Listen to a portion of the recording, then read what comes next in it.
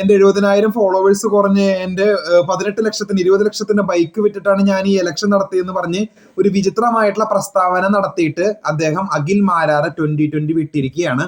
അദ്ദേഹം പറയുന്ന നിരവധിയായിട്ടുള്ള സ്റ്റേറ്റ്മെന്റുകൾ നമുക്ക് കേട്ടാൽ തന്നെ തമാശയാണ്. അദ്ദേഹം പറയുന്നത് ഇങ്ങനെയാണ്: ഞാൻ എൻ്റെ 20 ലക്ഷം കൊടുത്ത ബൈക്ക് ഇലക്ഷന് വേണ്ടിയിട്ടാണ് വിറ്റത്. അത്രയും ആത്മാർത്ഥത ഞാൻ ഈ ഇലക്ഷന് വേണ്ടിയിട്ട് 2020 എന്ന് പറയുന്ന പാർട്ടിക്ക് വേണ്ടിയിട്ട് ഞാൻ ചെലവഴിച്ചിട്ടുണ്ട്. അതുപോലെ തന്നെ എനിക്ക് ക്രിയേറ്റീവായിട്ട് കുറേ കാര്യങ്ങൾ ചെയ്യണമായിരുന്നു.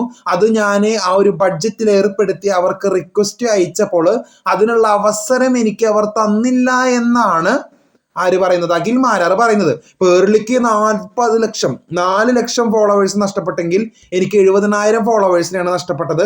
അതുപോലെ തന്നെ സാബു എന്ന് വെച്ചാൽ 2020 പ്രസിഡന്റ് ആയിട്ടുള്ള സാബുവിനെ ഫോൺ വിളിച്ചാൽ എടുക്കില്ല, സാബു ചതിച്ചു, എൻ്റെ 20 ലക്ഷം പോയി, എൻ്റെ 70,000 ഫോളോവേഴ്സ് പോയി എന്ന് പറഞ്ഞ് കരച്ചിലാണ് അഖിൽ മാരാർ. അങ്ങനെ 2020 വിട്ടിരിക്കുകയാണ്. കൂടുതൽ പ്രശ്നം കാത്തിരിക്കാം. ചാനൽ ഷെയർ ചെയ്ത് സബ്സ്ക്രൈബ് ചെയ്യുക. Thank you.